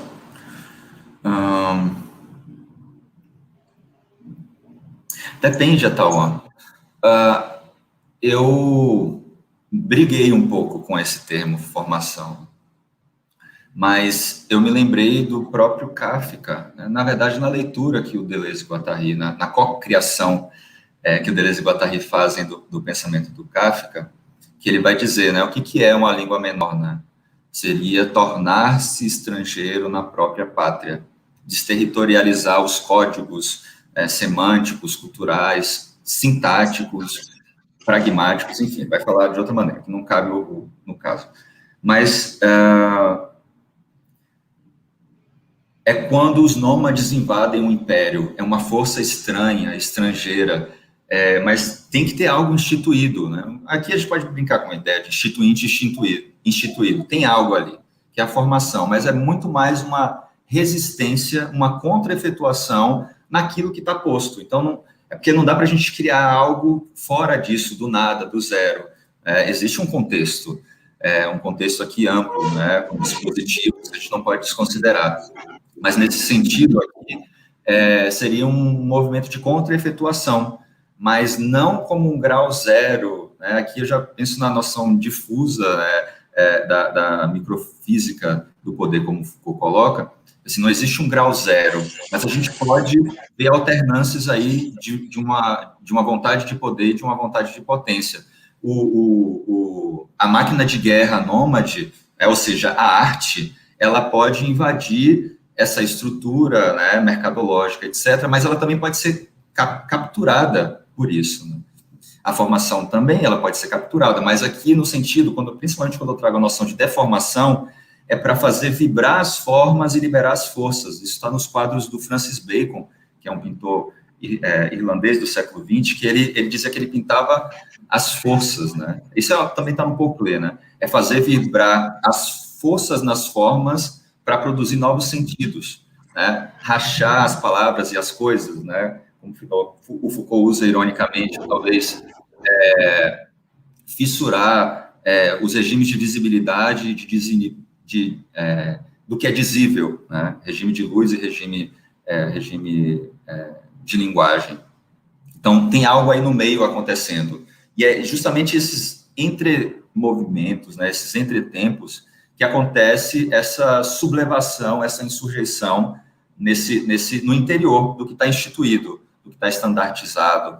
Então, a ideia de deformação é no interior do que já está formado, né? É rasurar, desviar.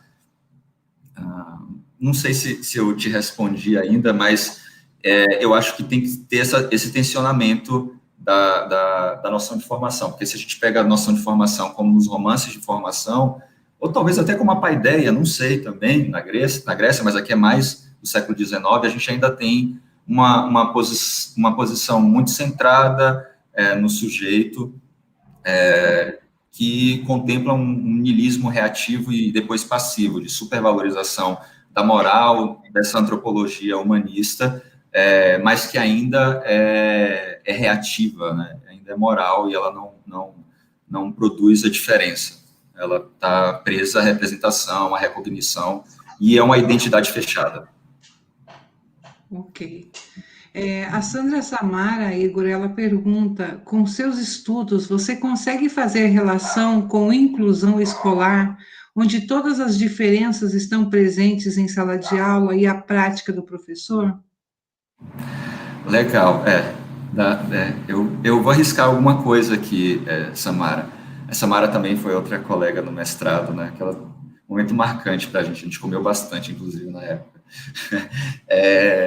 Então, Samara, o Spinoza, ele diz algo muito interessante. Ele diz que ao cego, principalmente de nascença, né, não falta visão, não falta nada. E você sabe mais disso do que eu. Então, a gente tem muito a aprender, por exemplo, quem tem essa necessidade, né, específica, né, não enxergar ou ter baixa visão, tem uma hipersensibilidade com os outros sentidos, né? Isso é uma provocação, como se fosse uma percepção de poeta, quando o poeta descreve uma paisagem, que ele descreve, ele inventa também. Assim, você diz assim, eu queria ter esse olhar, eu quero olhar para a vida desse jeito, isso é expandir a existência, é olhar para a vida com outros olhos, né? Para olhar e ver outras paisagens, até no que está instituído, né? Ver uma variação no que é constante, né? Ver diferença na repetição.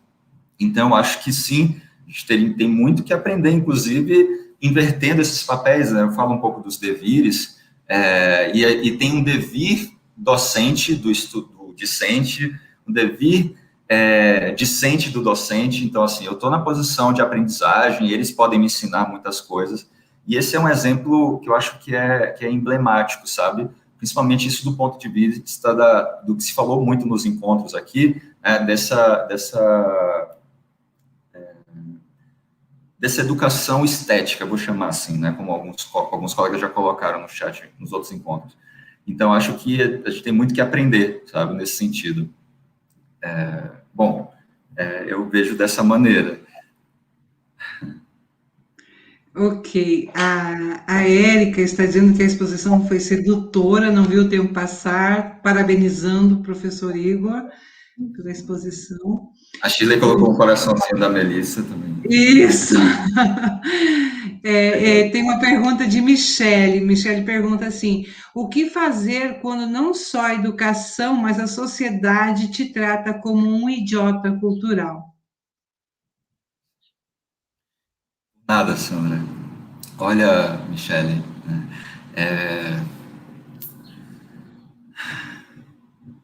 eu acho que a fita de Moebius, de novo, retoma, né? Para a gente não cair em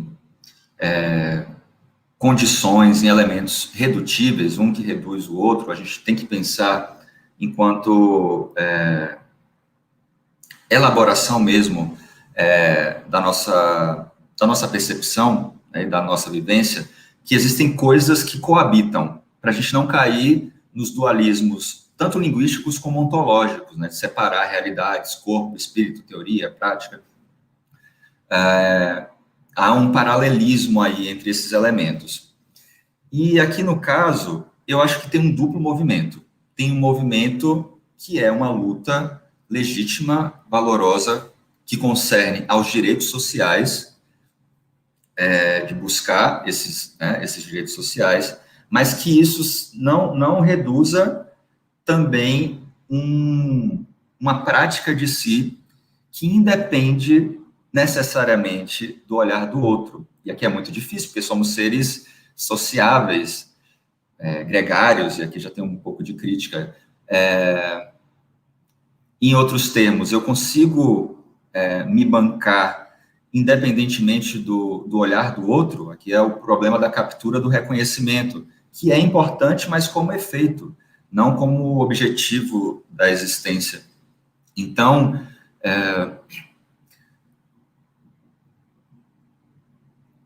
existe algo em nós que pode acontecer que se expressa, que se efetua independentemente do olhar do outro.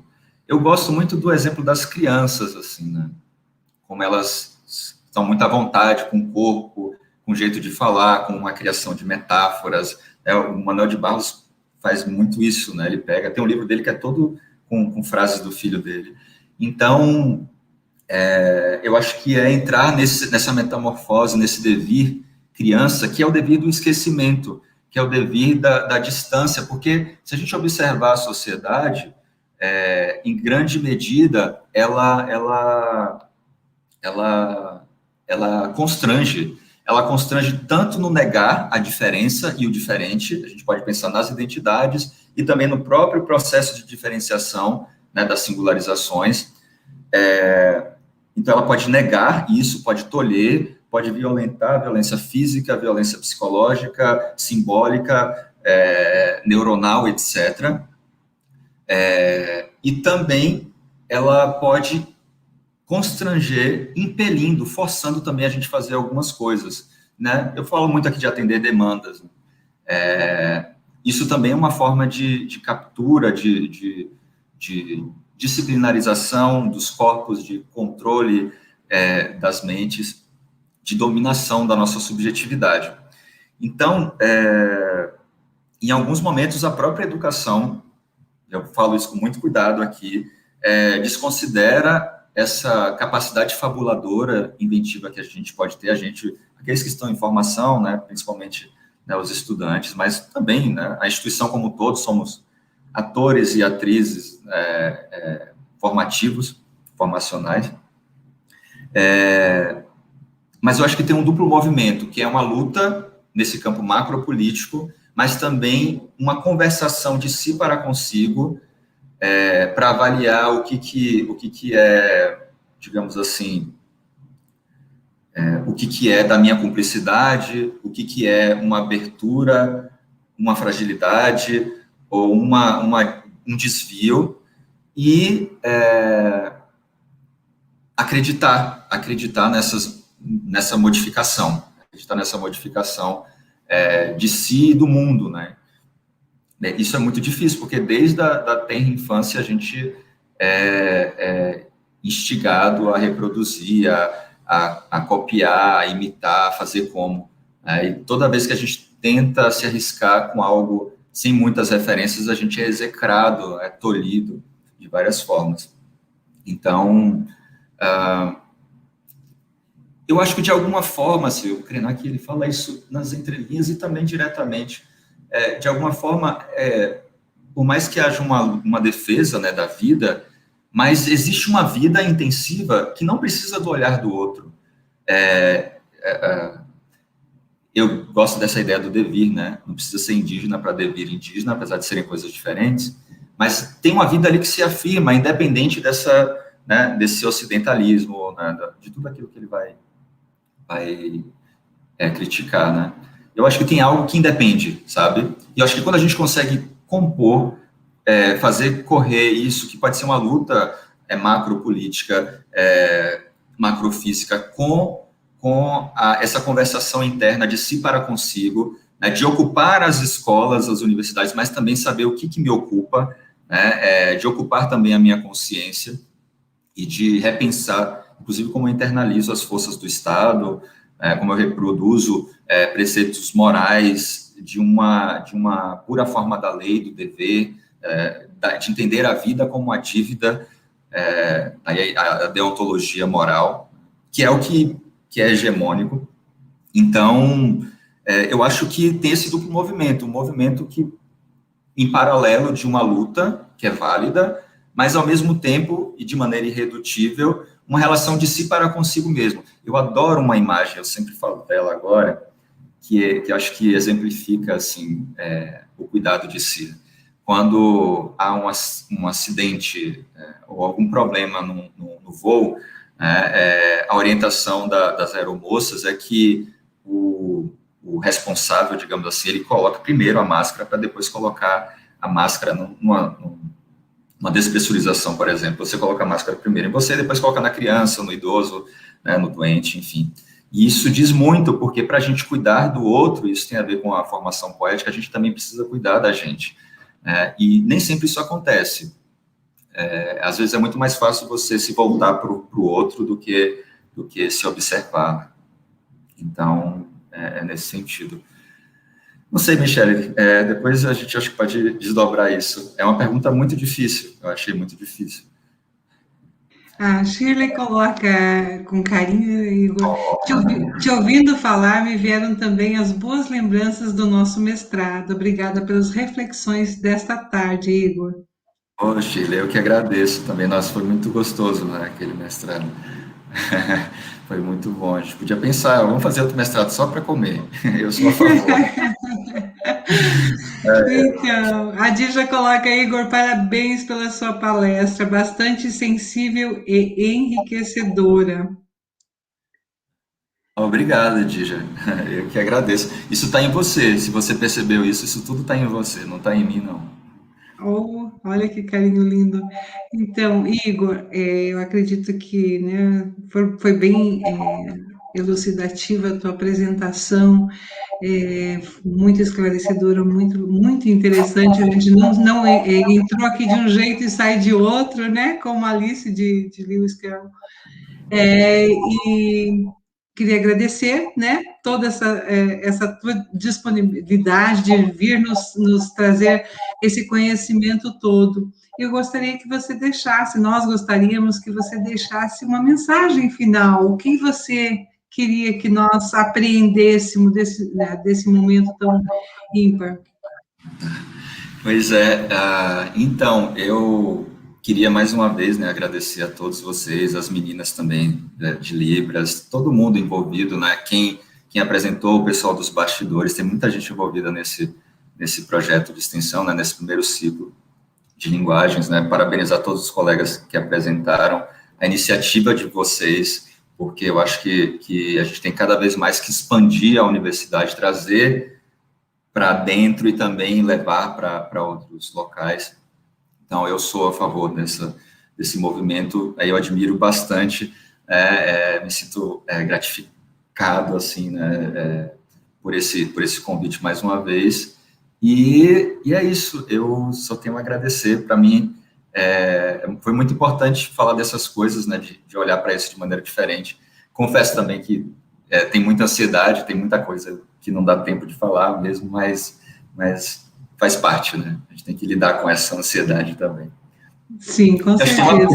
Tem uma última pergunta da Edjane, eu acho. Da Edjane, sim.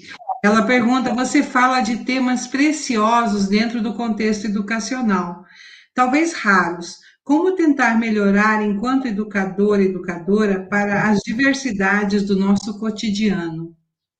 Nossa, pergunta difícil. Muito interessante.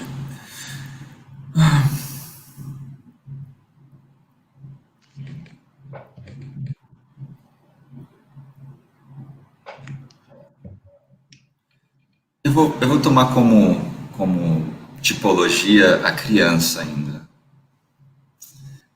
Às vezes, intervir demais atrapalha. Às vezes, a gente acaba reduzindo, constrangendo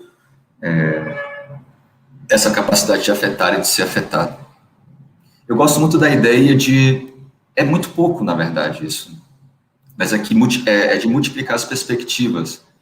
Muito embora a gente saiba que tem, inclusive, estudantes, a gente está passando por um momento muito difícil agora, né, de pandemia e também de instabilidade, né, de insalubridade e periculosidade nas famílias também, e muitos estudantes que têm que trabalhar para se manter, inclusive, né, algo muito tocante.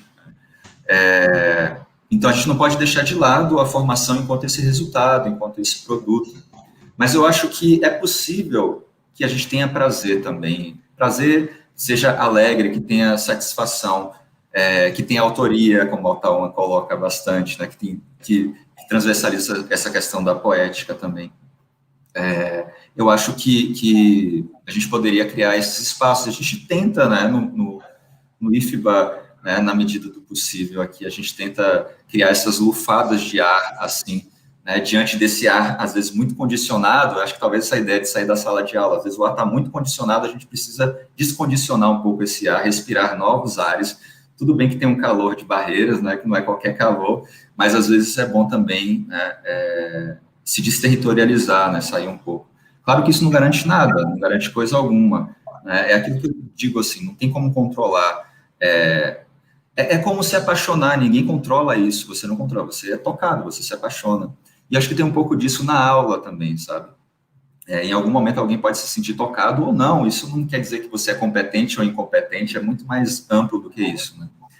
Mas, de qualquer maneira, eu acho que a arte é uma via interessante. Os esportes também, né, é uma maneira de lidar com o corpo, mas eu acho que a arte é interessante. O Deleuze, ele diz em algum lugar, entre o filósofo e o poeta, a escolha é o poeta. Ele, enquanto filósofo, ele diz isso, eu acho muito interessante.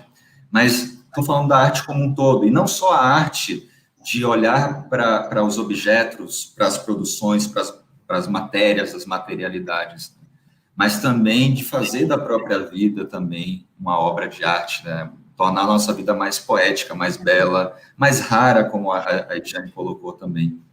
Então, é preciso acreditar, né? É preciso acreditar que isso é possível. Muito embora isso seja difícil às vezes, mas eu acho que é possível, sim. E eu acho que tem muita gente que faz isso, principalmente aqui no IFBA, né? Os colegas fazem bastante isso. Os nossos corredores mostram também bastante essas produções.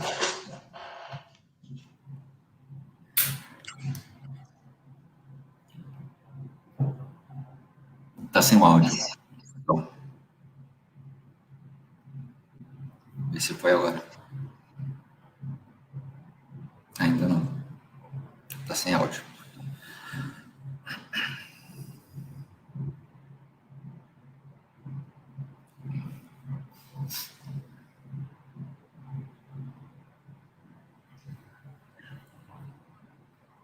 Enquanto a Tauan vai arrumando, deixa eu ver se ele retorna logo, né? Então, eu vou falar um pouquinho aqui do grande finale, agradecendo novamente, Igor. Estamos em êxtase, está muito gostoso.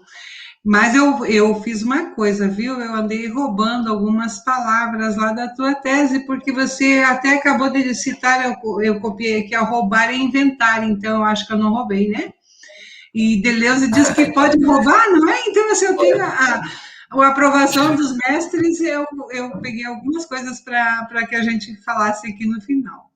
Então, para darmos rumo ao final, não apenas do 7º e último encontro do primeiro ciclo de estudos em linguagem e humanidades, proposto pelo nosso grupo de estudo e pesquisa em linguagens e educação Gerini, já passo para você, Tauan.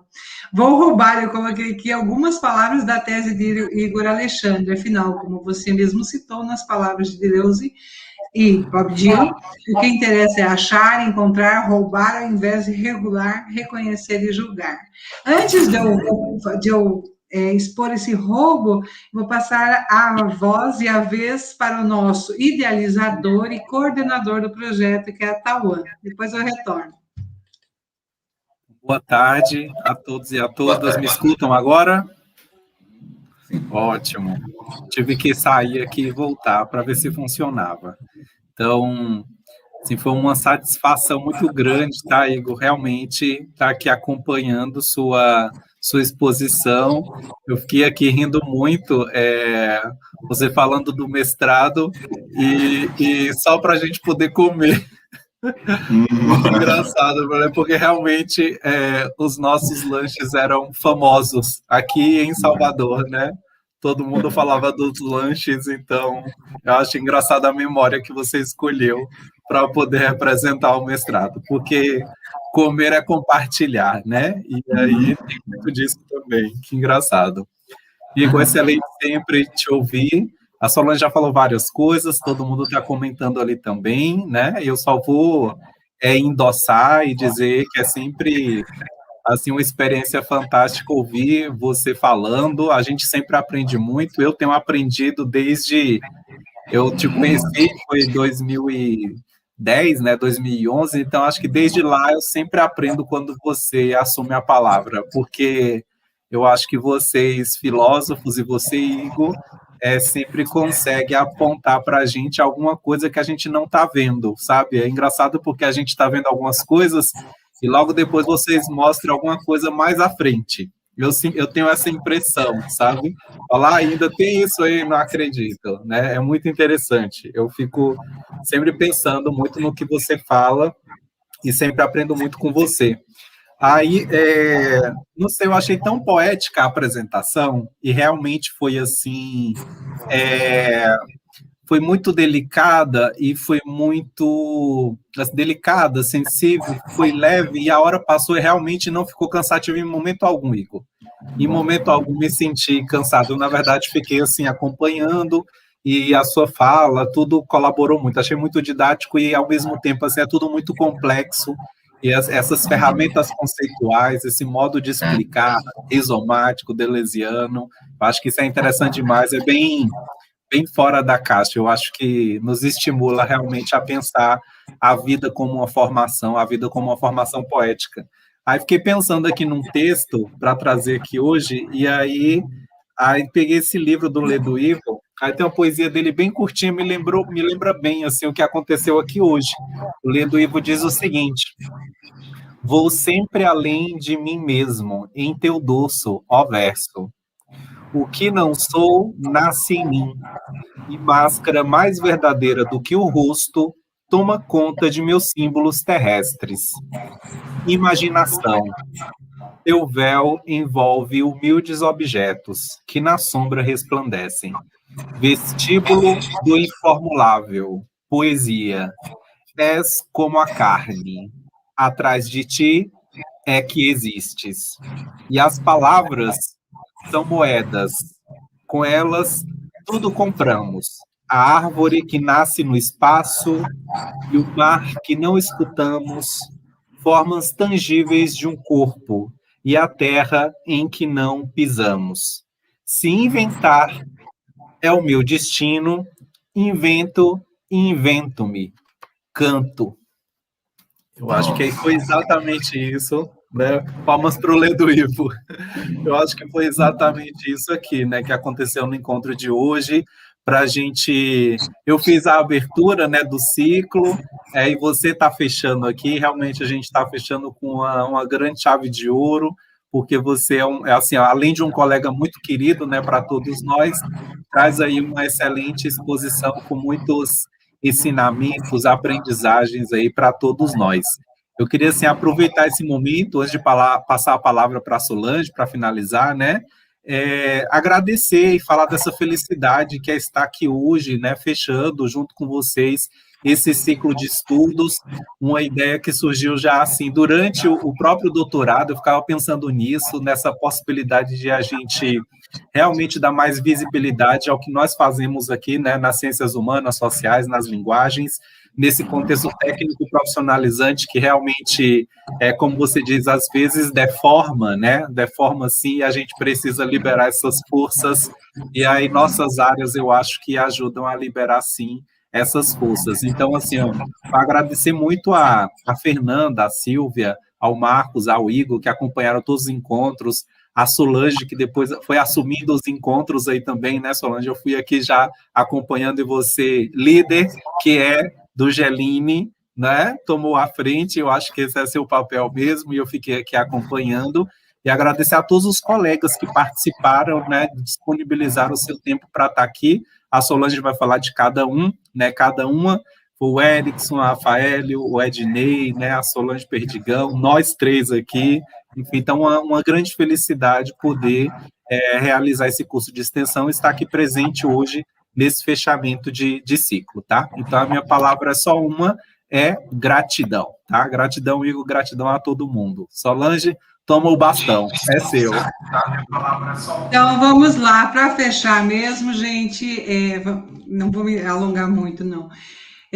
Para darmos rumo, eu fiz um esqueminha aqui, ao final, não apenas do 7º e último encontro do primeiro ciclo em Linguagens e Humanidades, proposto pelo nosso grupo Geline, eu quero falar um pouquinho da pesquisa, que é isso que nós fizemos aqui, né? Toda pesquisa, de algum modo, é intervenção. Isso aqui é roubado, viu, Igor? Justamente porque afetamos e somos afetados por aquilo que pesquisamos. Pesquisar é ser atravessado por agenciamentos coletivos de enunciação enquanto constituição e potencialização investigativa. É preciso escovar o contrapelo, a contrapelo às opiniões, versões, crenças, superstições que assolam e atolam as práticas formativas. Para tal exercício e conquista, é necessário devagar, alvagar pelas experiências e processos de pesquisa, aprendizagem e pelos modos formativos. Não posso dizer que chegamos ao final. O que é o final? Quando é o final? Não, nós estamos sempre em construção. Isso que é legal. Durante esses 7 encontros, fomos testemunhas e coautores de diálogos intertrans, multidisciplinares entre ciências da linguagem, ciências humanas e sociais. Aqui eu copiei do Ottawa. Com base nessa perspectiva, intentamos socializar os resultados de investigações em nível de doutoramento, que focalizaram diferentes temas, problemas, fenômenos, questões, objetos, a partir de diferentes arcabouços teóricos. Nesse ciclo, conhecemos pesquisas que semearam outras ideias para novas pesquisas, incluindo a leitura para o lado B, como bem nos lembrou Ana Mulaerte. Afinal, aqui cada um apresentou o seu lado A. Foram pesquisas solitárias, mas cheias de vozes a enriquecer e a formar o todo aqui apresentado. De forma geral, adentramos primeiramente no estudo etnográfico discursivo sobre o programa Mulheres Inspiradoras, do professor Atauan Soares, que pesquisou sobre o ensino e a aprendizagem da leitura e da escrita como práticas formativas agenciadoras e como práticas sociais engajadas. Na sequência, o professor Erickson Carvalho nos conduziu pelos labirintos do WhatsApp e o desenvolvimento da argumentação escrita, que tem como foco as novas práticas de leitura e escrita nos ambientes da rede. Para enriquecer ainda mais o nosso ciclo, contamos também com um ilustre convidado, o professor Ednei Carvalho, da UNB, que analisou em suas pesquisas o letramento em diferentes domínios sociais do Quilombo Mesquita, no qual procurou compreender os usos e os significados locais da escrita e outras simioses. No quarto encontro, através da tese Uma Face da Twitter Iratura, a produção de microcontos no Twitter, a professora Rafaele Nascimento adotou aportes teóricos que permitiram estabelecer uma interseção entre os estudos acerca da forma narrativa, microconto e os estudos sobre as redes sociais digitais. Ao trabalhar o roteiro cinematográfico como uma crisálida texto, apresentei, através das obras de Jim Moretti, autores que defendem ou rechaçam a elevação do status do roteiro cinematográfico para o gênero literário. No sexto encontro, a tese de Solange Perdigão propôs que o modelo sócio-histórico de orientação profissional que contribui para desvelar os determinantes das igualdades atua nas escolhas profissionais. E hoje, com essa empolgante apresentação do professor Igor Alexandre, foi analisada teórico-conceitualmente a formação poética enquanto capacidade de desistência e invenção em blocos do espaço-tempo implexos na aprendizagem. Então, ficou um gostinho de quero mais. Com certeza, esse gostinho de quero mais vai fazer muito mais do que de ser esse gosto, né? Vai fazer se tornar ação. Vai fazer com que todos queiramos pesquisar um pouquinho mais, ir além, com certeza. E para dar aquele empurrãozinho para as linhas finais, eu queria trazer uma voz, né, também roubada, de Clarice Lispector, roubada da tese de Igor. Tente o novo todo dia, o novo lado, o novo método, o novo sabor, o novo jeito, o novo prazer, o novo amor. A nova vida. Sim. E é isso. E assim nós finalizamos. Muito obrigada a todos e a todas por esses encontros. A saudade permanece. É isso, gente. Boa noite.